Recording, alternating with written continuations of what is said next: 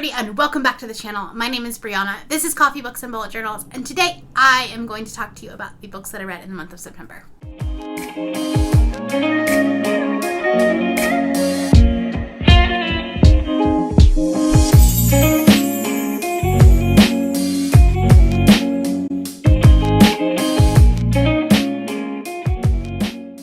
So September actually ended up becoming a pretty good month for me reading-wise. Mental health-wise, not so much, hence the not having many videos up. I got out of BookTube Beta and didn't want to do anything.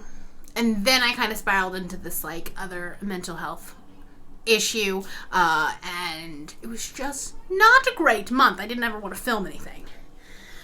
But I read some books. I read several good books. I read 11 books in the month of September. I read 3,733 pages, which is pretty good. Not quite as good as August, which I think was hitting almost 5,000 pages. But I'm still pretty happy with it. I read a lot of books. I think I only read 2 graphic novels, which I'll go over in just a second. But I had some tomes in here, so I'm happy with my reading.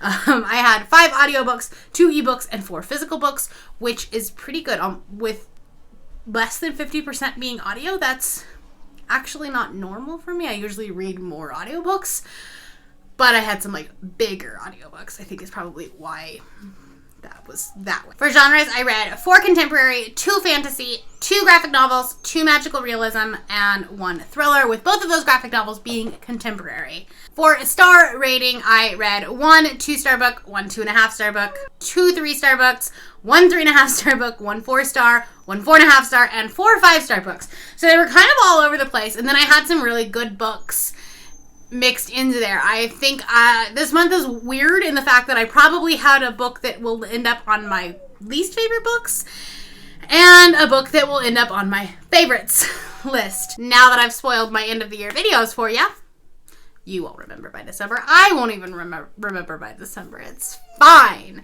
Let's talk about the books. In my end of month wrap-ups, I always talk about my books from the one that I liked the least to the one that I liked the most. I didn't do a mid-month wrap-up in September because, like I said, I didn't want to film anything. So we're going to talk about all of these, and it might be a little bit of a longer video. So let's just get started. Grab yourself a drink, and we'll start talking about books. Some of these books I did talk about in vlogs, so I probably will glance over them. My 2-star read was Saving Lucas Biggs by Marissa de los Santos and David Teague. This was the group book for the Vaultathon, which I co-hosted, and we talked about it in depth in the live show. I will link that up above or in the comments below. This is a middle grade time travel book. Not sure if you want to classify it as contemporary or historical fiction or fantasy. We're not really sure. I don't think this book really knew either. Essentially, it rides on the plot that her father, a white man, was arrested and convicted for arson and murder and given the death penalty. Let me remind you, it was a white man. So, yeah. And their big adventure as 12-year-olds was to go back in time to when the judge was a boy and make him a better person so he wouldn't charge the dad with the death penalty. And then it was we're time travelers, but we really shouldn't time travel. We can't time travel. So I don't know why. This was a half-baked idea at best. It wasn't great. We talk about it a lot more in depth in the live show. I definitely encourage you to check that out if you haven't. It was on Margaret's channel. And yeah, this one was not a win. But we had some very, very good conversation about it. About the racism in this book because like I said, it was a white man. And that just the justice system and how there's the systemic problem of that. And how it just wasn't thought out at all. That's all we're gonna talk about this. Okay. That was my 2-star read. My 2.5-star read was the middle grade graphic novel Drama by Raina Telgemeier. I read this for Banned Books Week. There we go, Cant Talk.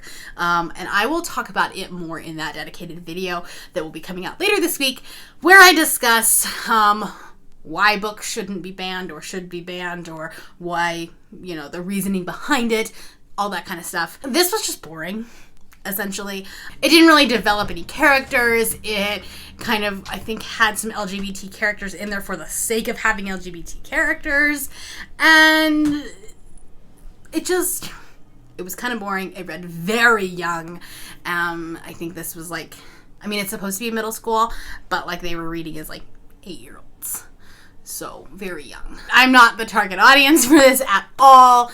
I think that maybe if you are a young kid in a middle school drama school or theater, community theater, whatever, you might enjoy this. But for me, it didn't hit the mark. Moving on to my 3-star reads. Man, everything has been a middle grade so far.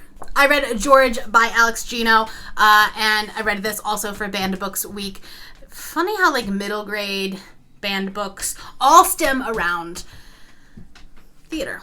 Interestingly enough, this is about George, who is a trans girl, and she wants to play Charlotte in her school play, and they won't let her audition because she was assigned male at birth, and so everyone thinks that she's a boy. It was really cute, but it was very simple, very kind of basic. I don't think it really dived into the topics as much as it could have, but it was still good, but it wasn't, it didn't rock my world or anything like that. My next 3-star read was a buddy read with Becky over at Coffee, Cocktails, and Books, and that was Across the Green Grass Fields by Shauna Maguire. This is the newest book in the Wayward Children series. It comes out in January of 2021. I was lucky enough to get an arc of this, and it was my least favorite in the series. I'm just going to put it that way. It was another starting point of the series, and I think those are the ones that I don't like as much. I enjoy the books that build on each other because these books are so short and so small that I like seeing the cameos in the other books, which is why I liked Beneath the Sugar Sky. That's the pink one, right? Anyway, that's the one that I probably like the most because it had characters from different books and different stories kind of intertwined into it. This is another starting point in the series where if you didn't want to read the ones before it, you could start here. This is the shortest book of all of them so far at only 176 pages or something like that. So there was definitely some concern there because there just wasn't any character development. For having a brand new character, we didn't get a whole lot of development. We didn't get a lot of motivation. And this traveled so quickly in the book that I just wanted more. That's all I wanted. I wanted more. I did really enjoy the intersex character representation in that. You don't see that nearly enough in books. So I enjoyed that portion of it, or that part of it.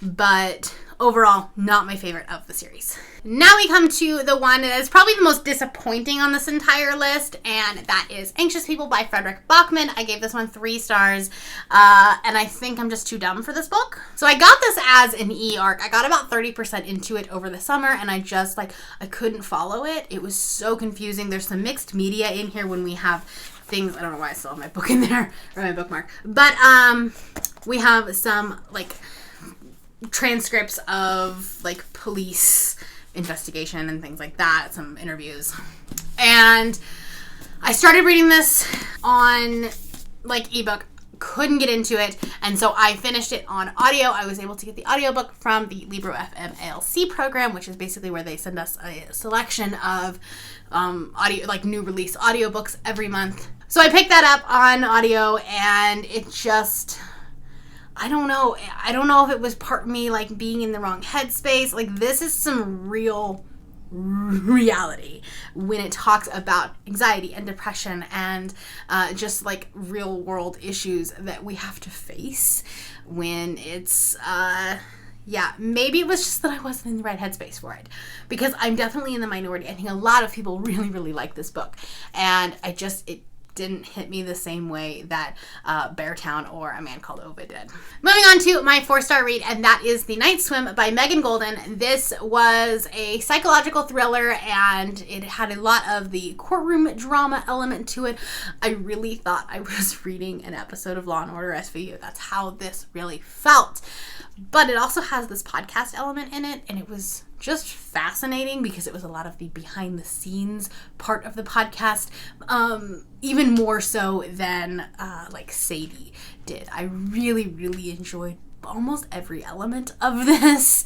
I think that it could have been a little bit longer. I think that we rushed the ending just a little bit, but in her first book, The Escape Room, she did the same thing. So I think it's definitely a writing style, or at least a choice that she makes, that she kind of builds and builds and builds, and it rushes to the end. It wasn't bad, by no stretch of the imagination. This was really good, and it had a lot of poignant social commentary on there.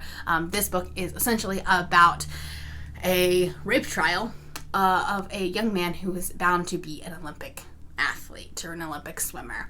And so there's this back and forth between the town of, this is going to hurt his career. This is going to end his Olympic dreams. This woman she had sex with him and then regretted it later, so called it rape.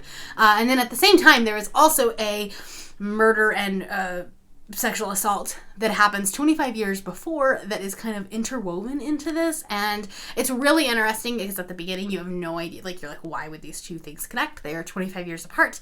They don't have a ton of things in common. It's just, why would this happen?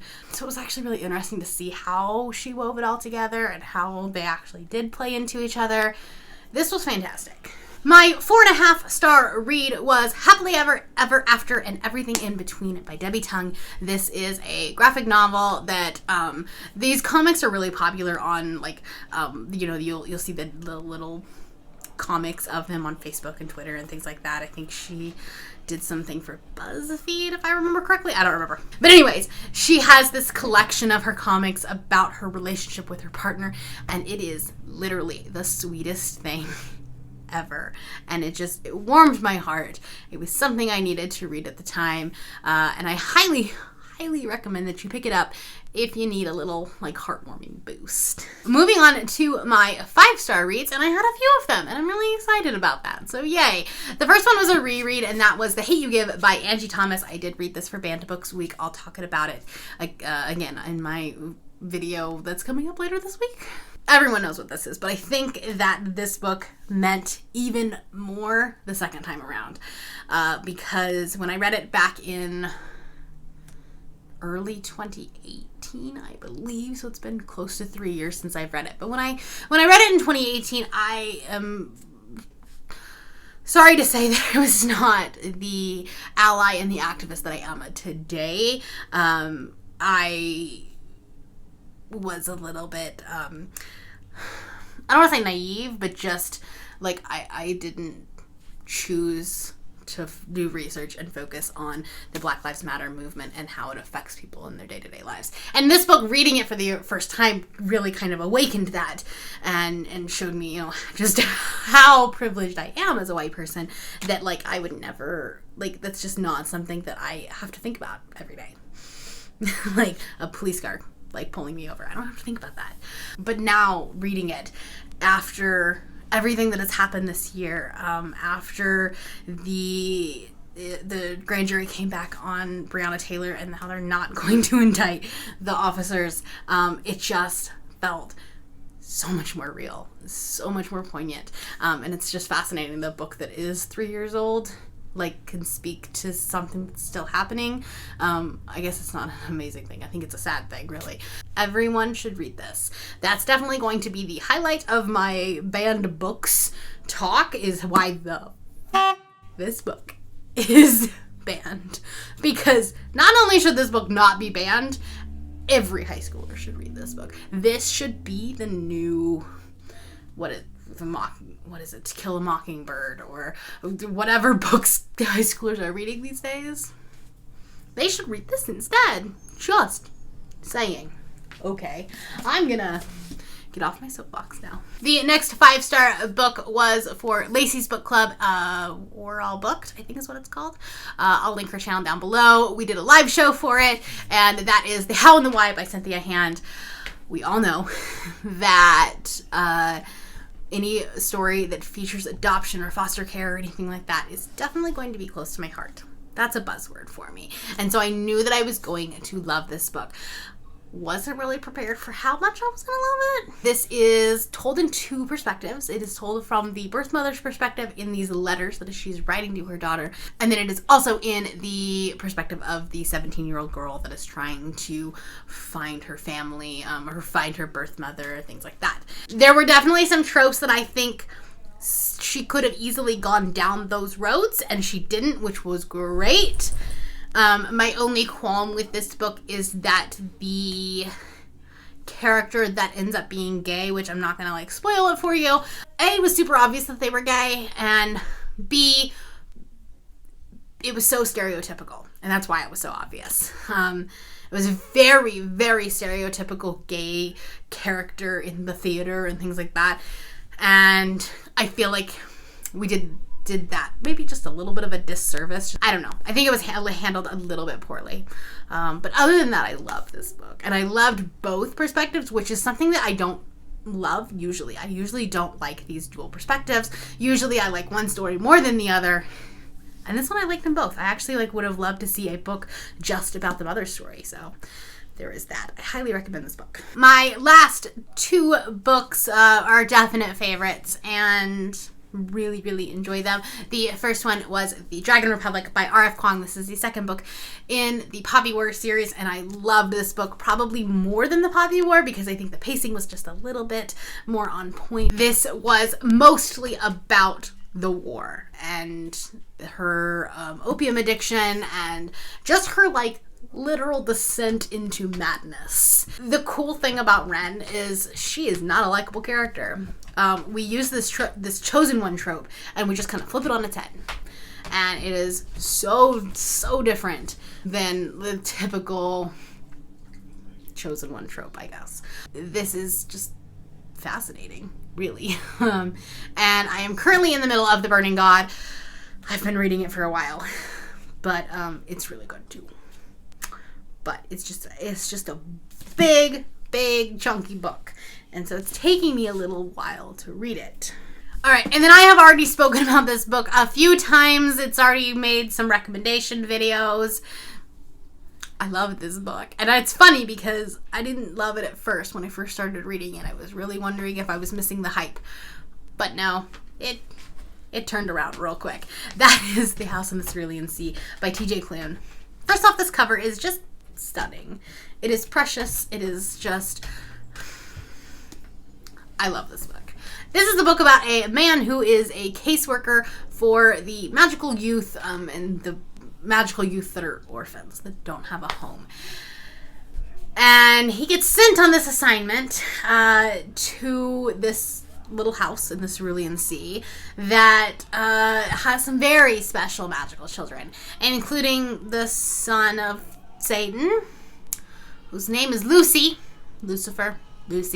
He's so freaking cute. He's just a little boy that wants to be loved, but everyone thinks he's the devil or the Antichrist, and it's so precious. There's another character named Chauncey who is some sort of squid octopus character. I don't really know, but he has tentacles, so he's special. And all he wants in life, his dream job, is to become a bellhop, and he is the cutest thing ever. And I love them with my whole heart and soul. And yeah, this one will make it on my favorites list, I have no doubt. Highly recommend this book. Everyone should read this book. This book is also queer, which but it's subtly queer. It's just very silent and soft. And it's what I needed this month, I'm not gonna lie. I read a lot of dark books, or I had some fantasy in there. I had some darker topics, and to have this just kind of put the cherry on the top of this month that has been a mental health shit show, this made me happy. Those are the 11 books that I read in the month of September. Let me know down in the comments below what your favorite book of the month was, and I'll talk to you down there. If you are new here and you have not yet subscribed, there's a little red button that you can do so down below the video, and all of the other links to my social media will be in the description below if you'd like to be my friend on any other platform. Thank you all for watching, and I will see you next time. Bye.